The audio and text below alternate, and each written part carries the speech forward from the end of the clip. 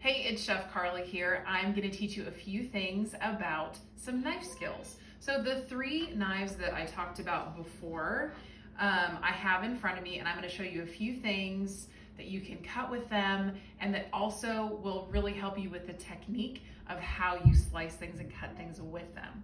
So the first thing I wanted to talk to you about was cutting boards. So I get this shelf liner. It's fantastic.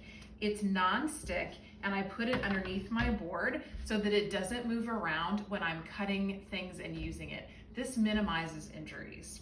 Okay, so you can also use a damp towel if you don't have any shelf liner with you. All right, so that first one we talked about before, which is a utility or a paring knife. This is really about slicing small things that are fairly easy to cut.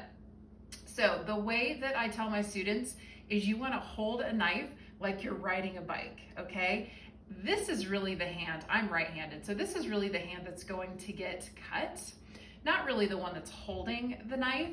So this is the one you want to be careful about, and I usually tell everybody, make a C, and this is kind of how you want to hold your food to minimize any injuries. So the blade, if it goes against your knuckle with these fingers tucked in, you're not going to get cut. If your fingers are this way, you are going to get cut. So typically with strawberries, I like to use a paring knife or a utility knife. And it's a lot easier to cut things when there's a flat surface. So the first thing I'm going to do is kind of gather the green at the top and pull that off. And then I'm going to hold my food like a C, slice the top off. So now I have a flat surface. Then I can put it flat surface down. And then what I call a tunnel hold with my food, put the blade in between my fingers, and then I can slice it until it's quartered, okay? This is also really great if you have small children. You can cut grapes in half, again with the tunnel holds, okay? All right, so that's a utility or a paring knife.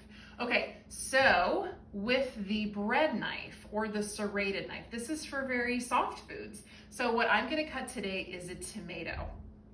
This is really less about a chopping motion and more about a sawing motion. You really just want to let the blade, the weight of the knife pull through the food instead of putting a lot of pressure, which is gonna break down the fibers and give you flat tomatoes. So it's really more about, again, I'm keeping my fingers out of the way with my C hold. It's really about using the entire length of the knife, just letting it glide through like you're sawing, okay? And I'm barely putting any pressure on this tomato. I'm just kind of letting the weight of the knife flow through it, okay? All right, so the last one I wanted to show you is the chef knife. This is an 8-inch chef knife. And this is really about, there's two kind of ways you can hold this knife. So you can either hold it this way, where you have all your fingers on the hilt, okay? Or you can pinch the knife like this, and then wrap the rest of your fingers around. So it's almost like this knuckle's kind of sticking up a little bit. And this is really about leaving your blade, the tip of your knife on the board and doing sort of a wave or a C motion, okay? You're wanting to cut as you go away from yourself and then pulling the blade back. All right, I have a mini cucumber here. And if you can help it, you want to just get the rhythm down. It's not about speed at this point. It's really just about getting all of the motions correct. You want to get your form correct. All right, I hope this helps you as you're kind of stuck inside. This is a great way to hone your knife skills, feed your family and yourselves. Everyone stay safe. Please let me know if there's anything that you would like to learn how to cut. I am here to help with that. All right, thanks so much, Chef Carla.